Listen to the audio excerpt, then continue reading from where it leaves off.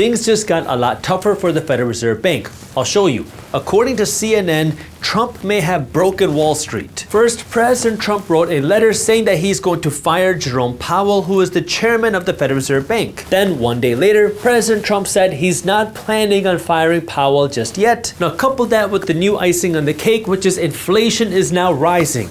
It's not falling. Now, the reason why this all matters is because President Trump wants to see a drastic cutting of interest rates. He wants to see interest rates fall all the way down to 1%. And the entity who gets to decide whether we're cutting interest rates or raising interest rates is the Federal Reserve Bank. And this is where things get interesting. Generally, the Federal Reserve Bank cuts interest rates as a way to stimulate the economy. That's why during the pandemic, when the economy was shut down, the Federal Reserve Bank cut interest rates as low as possible to encourage people to borrow money to get the economy moving again.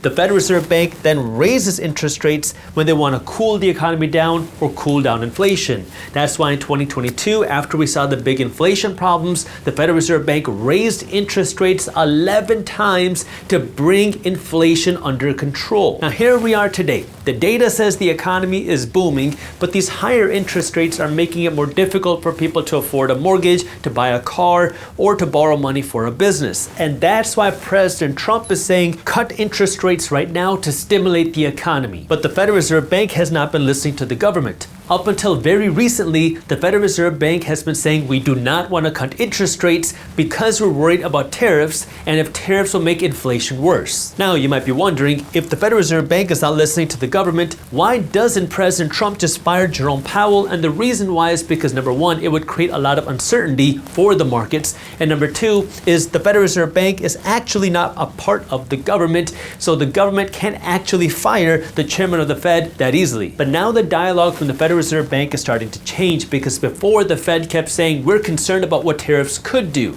Well, the most recent inflation report says that inflation is rising, not falling, and still many economists believe that we haven't seen the inflation from tariffs just yet. That's why now we're seeing the tone change from the Fed saying, hey, it's not just tariffs, inflation is going up, so we can't cut interest rates, and this is creating a bigger feud between the government and the Federal Reserve Bank, and this has Wall Street, this has investors nervous, because if there is more of a feud between these two entities, that could create more uncertainty in the markets, and that could create more uncertainty in the economy. Now, all these changes and uncertainty cause some people to panic, but they do create opportunities for investors as well, and this is why on August 12th, 2025, I'm hosting my biggest investor workshop of the year, where I'll be going over how you can find unique investment opportunities through these crazy times, through a Trump presidency, and how you can find better investments. This is a completely free workshop. I'm doing it twice on August 12th, once in the morning at 10:30 a.m. Eastern Time, and then in the evening at 8 p.m. Eastern Time. So if you'd like to join me, all you have to do is register, but please do it soon, because we always hit max capacity. So if you'd like to join me for this workshop on August 12th, I have the link for you to join for free down in the description below. Here's what's going on. The latest inflation numbers say that inflation is at 2.7% a year, and core inflation, which is what the Federal Reserve Bank looks at, which does not include food or energy costs,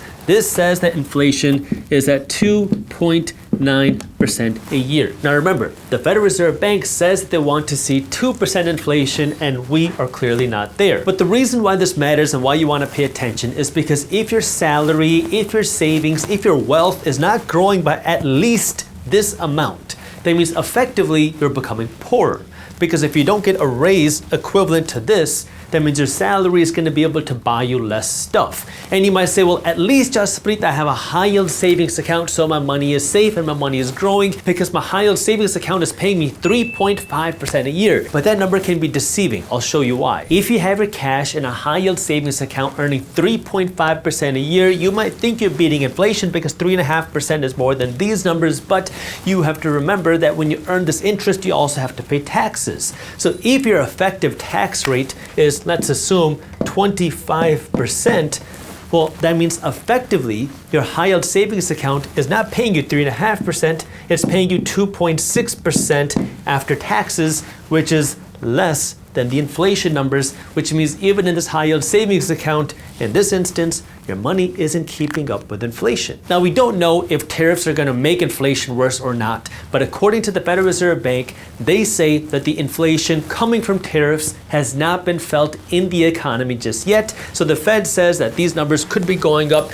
later on in 2025. But for full transparency, not everybody agrees. The White House says that we're not going to see any inflation from tariffs, so only time will tell, because my job isn't to predict what's going to happen, is to be able to find the opportunity no matter what's happening. That way you can be a better investor instead of just relying on hope. That's why the first thing you need to do is understand how you can beat inflation, because even if you get a high yield savings account with a return that's higher than 3.5% or potentially beat these inflation numbers, you have to remember that these are average inflation numbers. This might not be the real inflation that you're feeling. It could be higher. For example, if we just look at the last inflation report, energy costs are up by more than 7%, auto insurance prices are up by more than 6%, and housing costs are up by 4%. All of those are probably costs that you're paying which are higher than these average numbers. And so the way you beat inflation is by asking who benefits from inflation, because there are beneficiaries when inflation happens, and that beneficiary is none other than investors, because when you have more inflation, that means more dollars are going into the hands of the owners of companies, which are none other than investors. For example, over the last 5 years, we have seen inflation at around 24%. Yet the stock market is up by more than 90% over those same last 5 years. Now, the difficult part about doing this, especially during a time where inflation is high, is things are expensive. The inflation that we're seeing in 2025 is on top of the 2024 inflation, that's on top of the 2023 inflation, it's on top of the 2022 inflation, it's on top of the 2021 inflation, and over the last 5 years, we've seen wages not grow fast enough to keep up with inflation, which means, yes, it is more difficult to find money to save and invest today, but it's not going to get easier. And if you don't start today, it's going to be more difficult next year and the year after that, which is why it is so important for you to get your money systemized. And a very simple way to get started is to follow something like my 75-15-10 plan, which says for every dollar that you earn from here on out, the maximum that you can spend is 75 cents. The minimum that you should be investing is 15 cents, and the minimum you should be saving is 10 cents. Now you have a system. Create 3 different bank accounts. One bank account is going to hold your spending money. One bank account is going to hold your investing money. One bank account is going to hold your savings money. Now you have a system that way anytime you get paid, you have money to spend versus invest versus save. That way you know what to do with your cash. Then you want to actually put this investment money to work. And you're going to wonder, well, Jaspreet, where do I invest my money? Well, if you have high interest debts like credit card debt, start by paying that off. If you don't have any savings, you got to have at least a couple $1,000s worth of savings before you even think about investing. And now you can start looking at what your investment options are. I mean, you can invest in your own knowledge just by reading books on how you can earn more money and how you can invest money. You can take classes, you can buy research, you can invest your money into stocks, you can invest your money into real estate, you can invest your money into businesses. There's a lot of different ways to start, but the key is that you need to start. Now, start with the simplest options that you have and try things. The mistake that so many investors make is not that they make the wrong investment, although that is a mistake that every investor is going to make. The worst thing that you can do is not investing, because we create this analysis by paralysis. Should I invest in stocks? Should I invest in ETFs? Should I invest in index funds? Should I invest in real estate? Should I invest in crypto? And then you sit there and just analyze and analyze and analyze. But at the end of the day, you just got to get started and start allocating this money, because you're going to make mistakes. And some of you are going to say, I love passively investing in the S&P 500 and that's all that I want to do. I don't even care about researching stocks. Others of you are going to say, well, I like the research. I like paying attention to what's happening. And I know that if I do that, I can beat the S&P 500. It's fun for me, it's interesting, and that's what I want to do. Others of you are going to say, screw the stock market, I want to do real estate. Personal finance is personal.